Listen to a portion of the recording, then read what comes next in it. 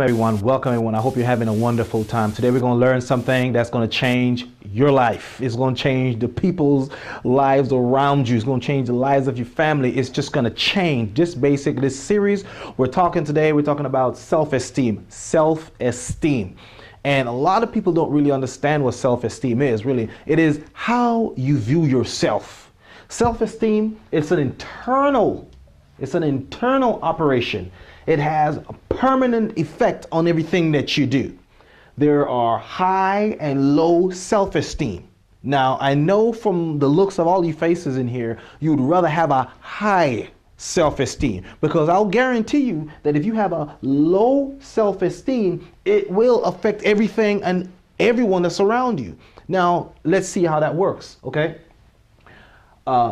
Low self-esteem basically is never an external matter. It's never an external matter. It's an internal matter, because it's how you see yourself. And this can be, for example, you're taking a test for the first time, you're in an unfamiliar environment, and you are just talking to people that you've never spoken to before. And so you have doubt. You have fear. You have everything that says this is not going to work, or I've never done this before. I don't even know what to do in this situation. So the first thing you probably do now, you think, well, I can't do this. So your self-esteem or your confidence in yourself to perform in these particular situations changes, not for the high, but definitely for the low. It affects everything that you do. It affects your environment. And it also affects the way people interact around, because people can actually feed off that information. They can feed off that negative vibe that you give as a result of your low self-esteem. I want to let you know that the final outcome right here of having a low self-esteem, it basically hinders you from functioning. Now, what do I mean by that? Okay, fine. Well, there's difference between a title and a function. A title basically could be the name.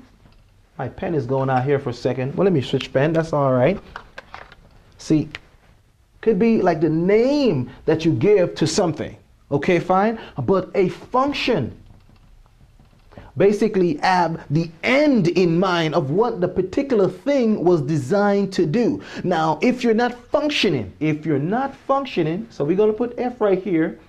If you're not functioning, you're basically SE. And SE means simply existing. You're just taking up space. You are not created to take up space. You are created to function, not just for you, but for the betterment of society and everyone around you. Okay? So by the time you finish here today, you're going to realize that, your self-esteem, this right here, affects everything that you do. It affects your ability to function. And also, if you're not functioning, you're simply existing. We don't want you to just exist.